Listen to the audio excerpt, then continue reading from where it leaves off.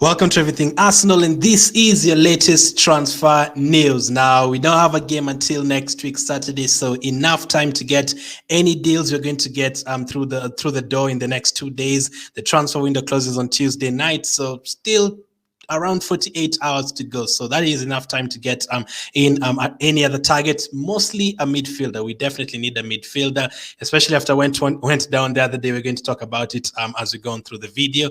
But let's start with the first piece of news, and that is on Moises Caicedo. Obviously, the guy that you're linked with. According to De Zerbi, the coach of Brighton, Caicedo is a good guy. We will see. We hope he stays with us. But the question for the club and Moises, in life, you can make mistakes. We will see the best solution for the club, for Caicedo and for us. So he didn't really say that Caicedo will definitely stay, or we're definitely not going to sell him or anything like that. So there's still something there that could be done.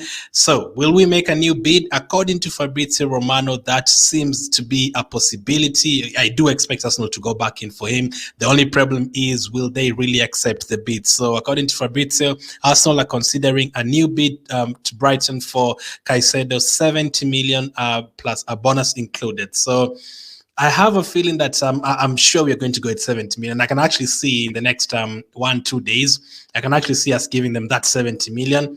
And then probably they will reject it. And then I can see maybe Chelsea or someone coming with 75 million and then maybe 80. But I feel like unless they're put in a very, very tight corner, I feel like they won't accept that 70 million. I feel like we'll need to go to like 85 million or something to get him, or maybe 80 million plus a bonus of like 5 to 10 million, which seems a lot of money for me. Personally, I wouldn't pay that kind of money for him. I feel like there's other good options out there, and that just seems a lot, man. For a guy who's only been there for like last season and half of this season, I don't think that is a reasonable fee. And Arsenal is never really the kind of team to pay that kind of money for a player.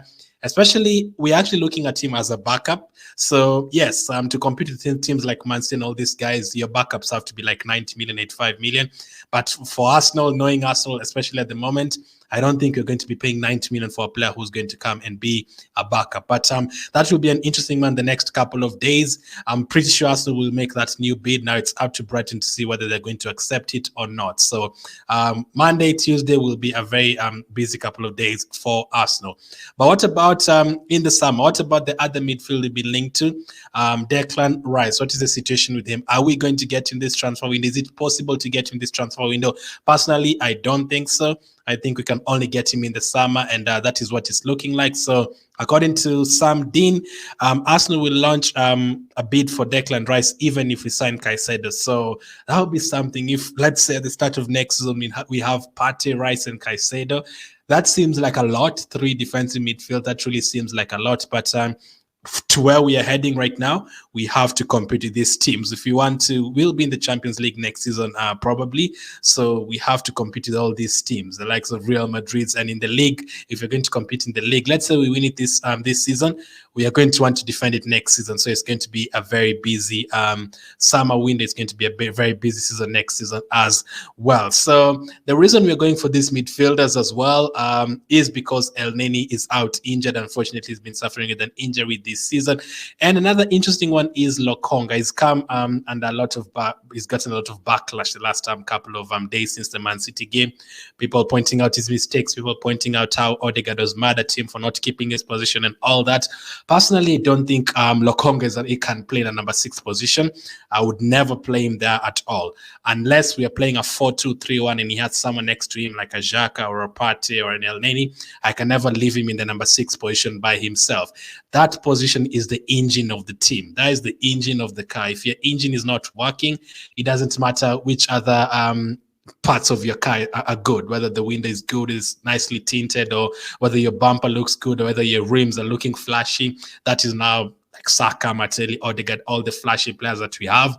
It doesn't matter as long as we don't have an engine in midfield. Doesn't matter how good the rest of your team is, and you definitely need to sort out your midfield fast. And it's looking like Lokonga might not be here next season. Maybe he could be loaned out. Maybe he could even end up being sold. in a number 8 position, he can play. Number 6, I don't think so. So we have to see how he does for the rest of the season. If he stays here, we have to see how that one goes.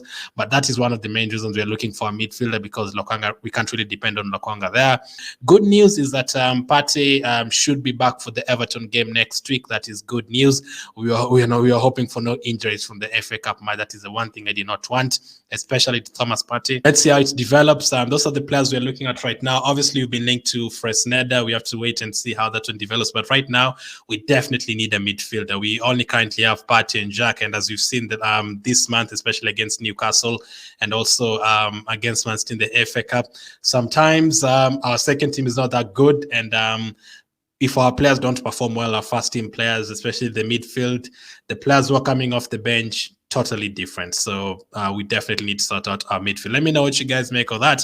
How much would you pay for Caicedo? Would you actually pay the 100 million or 90 million for him, or do you think we should go for other players and you think that is way too expensive for Caicedo? How do you personally feel about that transfer? As of now, I'll see you guys tomorrow. We'll be doing live streams from tomorrow. A lot of transfer news to talk about. Catch up with you on the next one.